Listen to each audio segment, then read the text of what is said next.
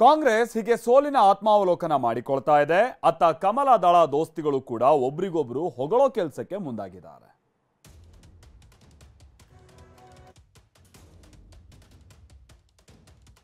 ಲೋಕಸಭೆ ಚುನಾವಣೆಗೂ ಮುನ್ನ ದೋಸ್ತಿ ಮಾಡಿಕೊಂಡು ಸಮರ ಎದುರಿಸಿದ್ದು ಬಿಜೆಪಿ ಮತ್ತು ಜೆಡಿಎಸ್. ಇದೀಗ ಕಳೆದ ಬಾರಿಗಿಂತ ಬಿಜೆಪಿಗೆ ಕಡಿಮೆ ಸ್ಥಾನ ಬಂದಿದೆ.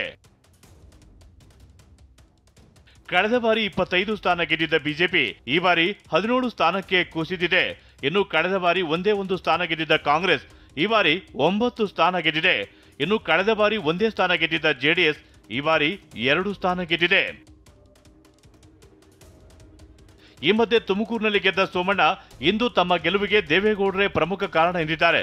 ಆ ಮೂಲಕ ಜೆಡಿಎಸ್ ಜೊತೆಗಿನ ಮೈತ್ರಿಯಿಂದ ಲಾಭವಾಯಿತು ಎಂದಿದ್ದಾರೆ. ತುಮಕೂರಿನಲ್ಲಿ ನಾನು ನಿಲ್ಲೋದಕ್ಕೆ ಮೂಲತಃ ಕಾರಣರು ಸನ್ಮಾನ್ಯ ದೇವೇಗೌಡರು ಸಾಹೇಬರು, ಸನ್ಮಾನ್ಯ ಕುಮಾರಸ್ವಾಮಿಯವರು ಮತ್ತು ನಮ್ಮ ಪಕ್ಷದ ನಮ್ಮ ಗೃಹ ಸಚಿವರಾದ ರಾಷ್ಟ್ರೀಯ ಅಮಿತ್ ಶಾಜಿಯವರು, ಅದಾದಮೇಲೆ ಸನ್ಮಾನ್ಯ ಯಡಿಯೂರಪ್ಪನವರು, ವಿಜಯೇಂದ್ರ ಎಲ್ಲರ ಸಹಕಾರದಿಂದ ಗೆದ್ದಿದ್ದೇವೆ. ಇನ್ನು ಮಾಜಿ ಸಿಎಂ ಬೊಮ್ಮಾಯಿ ಕಾಂಗ್ರೆಸ್ನ ಗ್ಯಾರಂಟಿಯಿಂದ ನಮಗೆ ನಿರೀಕ್ಷಿತ ಸೀಟ್ ಬಂದಿಲ್ಲ ಎಂದರು. ಕೆಲವೆಲ್ಲ ಈ ರಾಜ್ಯ ಸರ್ಕಾರದ ಹಣಬಲ, ತೋಳ್ಬಲ, ಅಧಿಕಾರದ ಬಲ ಪ್ಲಸ್ ಗ್ಯಾರಂಟಿ ಇವೆಲ್ಲವೂ ಸೇರಿ ಸ್ವಲ್ಪ ಹಿನ್ನಡೆ ಆಗಿದೆ. ಬರುವಂಥ ದಿನಗಳಲ್ಲಿ ನಾವು ತುಂಬಿಸ್ಕೊಳ್ತೀವಿ. ಅದು ವಿಧಾನಸಭೆ ಚುನಾವಣೆಗೆ ಹೋಲಿಸಿದರೆ ನಮ್ಮ ಪರ್ಫಾರ್ಮೆನ್ಸ್ ಭಾಳ ಬೆಟರ್ ಆಗಿದೆ. ಸುಮಾರು 9% ವೋಟ್ ಹೆಚ್ಚಾಗಿದೆ.